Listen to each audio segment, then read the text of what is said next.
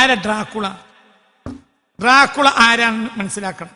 Dracula എന്ന് പറഞ്ഞാൽ റൊമാനിയയിലെ രാജാവായിരുന്നു ഡ്രാക്കുള. ഇത് നടന്നൊരു കാര്യമാണ്. അല്ലെങ്കിലും ഏത് നോവലിനും ഒരു ബേസിക് മിത്ത് ഉണ്ടാവും, അതിന്റെ ഒരു അടിസ്ഥാനം ഉണ്ടാവും.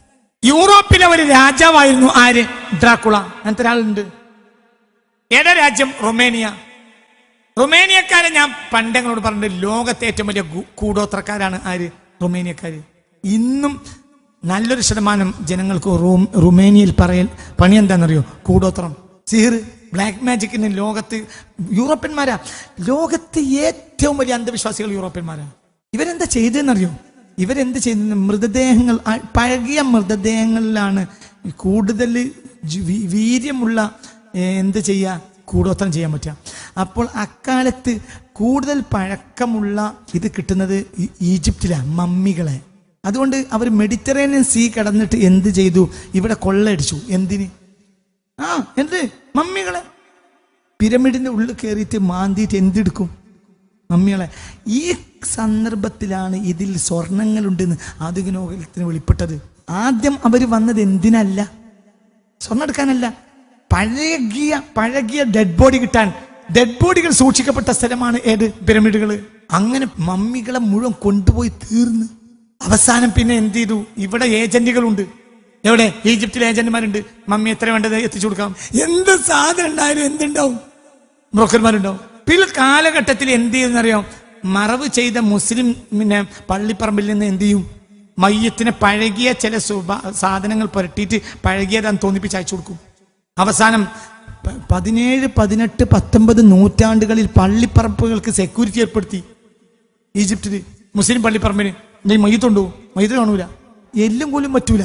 എന്തെന്നെ കിട്ടണം? മൃതദേഹം കിട്ടണം. മറവ് ചെയ്താൽ ഒരു 4, 5 കൊല്ലമൊക്കെ കഴിയുമ്പോൾ ഇങ്ങനെ ദ്രവിച്ചു പോലോ. ഇത് പറ്റൂല. ഇവർക്ക് ബോഡി തന്നെ കിട്ടണം. ബോഡി ആ രൂപത്തിൽ മമ്മിഫിക്കേഷൻ ചെയ്തിട്ടുള്ള ബോഡികളാണ് BC 1800, 1900 ഒക്കെ ഉള്ള ബോഡികൾ. ആ ബോഡികൾ കൊണ്ടുപോയി കഴിഞ്ഞു. ഇതിൽ ഏകദേശമൊക്കെ റുമാനിയിലേക്ക് കയറ്റിയത്. ഇറ്റലിക്ക്, റുമാനി, ലോകത്തെ യൂറോപ്യൻ രാജ്യങ്ങളിലേക്ക് അവരിങ്ങനെ ഭരിച്ചു കൊണ്ടുപോകും. ഭയങ്കര പൈസ കിട്ടും വിചാരം ചെയ്യാൻ, കൂടോത്രത്തിന്. അവസാനം മുസ്ലിം പള്ളിപ്പറമ്പുകൾക്ക് സെക്യൂരിറ്റി ഏർപ്പെടുത്തിയെന്നാണ്. അഴുകണത് വരെ കാക്കണം. 2000 കൊല്ലം കഴിഞ്ഞാലും മമ്മിഫിക്കേഷൻ ചെയ്ത ബോഡിയായി കിടക്കും. അങ്ങനെ പലരും മമ്മിഫിക്കേഷൻ ചെയ്തിട്ടുണ്ട്. നമ്മളെ മറവ് ചെയ്താൽ 2-3 ദിവസം കൊണ്ട് പൊട്ടിപ്പോവും. മമ്മിഫിക്കേഷൻ 1000 കൊല്ലം കഴിഞ്ഞാലും എന്താവില്ല, പൊട്ടൂല. അപ്പൊ എത്രയും പെട്ടെന്ന് പുതിയൊരു മയ്യത്തിനെ മറവ് ചെയ്താൽ അന്ന് സെക്യൂരിറ്റി നിർത്തണം, ഇല്ലെങ്കിൽ മാന്തിയാൽ അവർക്ക് പിന്നെ അതിൽ വേണ്ട സാധനങ്ങൾ, പഴകിയ സാധനങ്ങളൊക്കെ പഴകിയതാന്ന് കയറ്റിയാൽ ഭയങ്കര പൈസയാണ്. യൂറോപ്യൻ രാജ്യങ്ങളൊക്കെ അതിൽ ഏറ്റവും ആഭിചാരക്കര നടന്ന രാജ്യമാണ് റുമേനിയ. 1462 വാലൻസിയ, ഒട്ടോമൻ വാലൻസിയ യുദ്ധം നടന്നിട്ടുണ്ട്. റുമേനിയ ആസ്ഥാനമായി ഉണ്ടായിരുന്ന രാജ്യമാണ് വാലൻസിയ. ഇന്ന് റുമേനിയന്റെ തലസ്ഥാനം. ഇന്ന് റുമേനിയ വേറിട്ട രാജ്യം. ഇന്ന് വാലൻസിയ വേറിട്ട് കാണൂല. അന്ന് വാലൻസിയ രാജ്യത്തിന്റെ തലസ്ഥാനമാണ് റുമേനിയ. ഇന്ന് റുമേനിയ സ്വയം ഒരു രാജ്യമാണ്. ജെർസികളും യൂറോപ്പിലെ നാടോടികൾ താമസിക്കുന്ന പ്രദേശത്ത് പിശാചുക്കളെയും ദുർമന്ത്രവാദികളെയും വല്ലാത്ത സ്വാധീനമുള്ള ഒരു രാജ്യമായിരുന്നു, കേന്ദ്രമായിരുന്നു അത്. മുഹമ്മദുൽ ഫാത്തിഹിന്റെ കാലത്ത് 1428 മുതൽ 1476 വരെയാണ് മുഹമ്മദുൽ ഫാത്തിഹ്.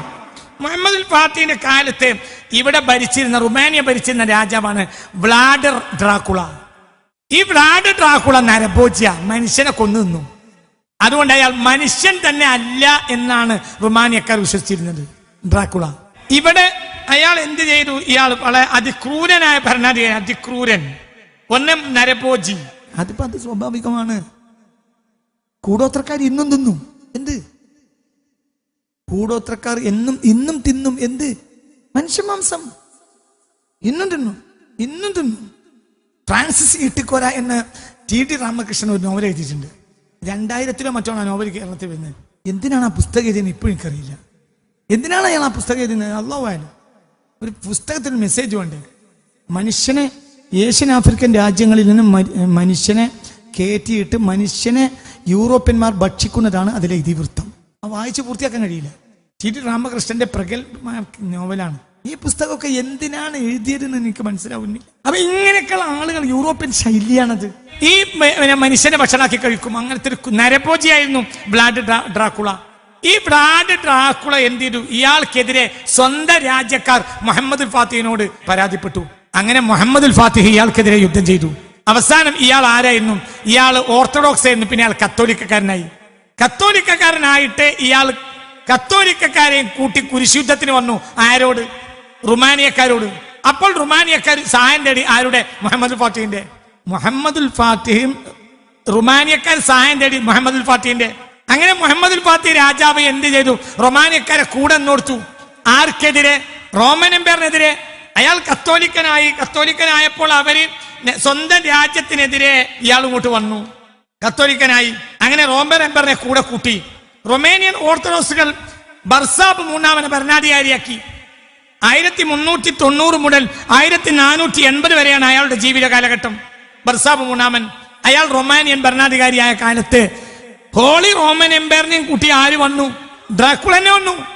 വ്ലാഡ് ഡ്രാക്കുള വന്നപ്പോൾ പിടിച്ചെടുക്കാൻ ആർക്കഴിയില്ല. ബർസാബ് മൂന്നാമനോ റൊമേനിയക്കാർക്കോ കഴിഞ്ഞില്ല. അന്ന് ലോകത്തെ ഏറ്റവും വലിയ ഭരണാധികാരിയാണ് ആര്? മുഹമ്മദ് ഫാത്തിഹ്. നീതിമാനായ അദ്ദേഹത്തിന് ഡ്രാക്കുള വന്നിട്ടുണ്ട്. ഒന്ന് ഇവർക്ക് ഡ്രാക്കുളയെ പേടിയാ. കാരണം ഡ്രാക്കുള എന്ന് പറഞ്ഞാൽ മനുഷ്യൻ തിന്നും.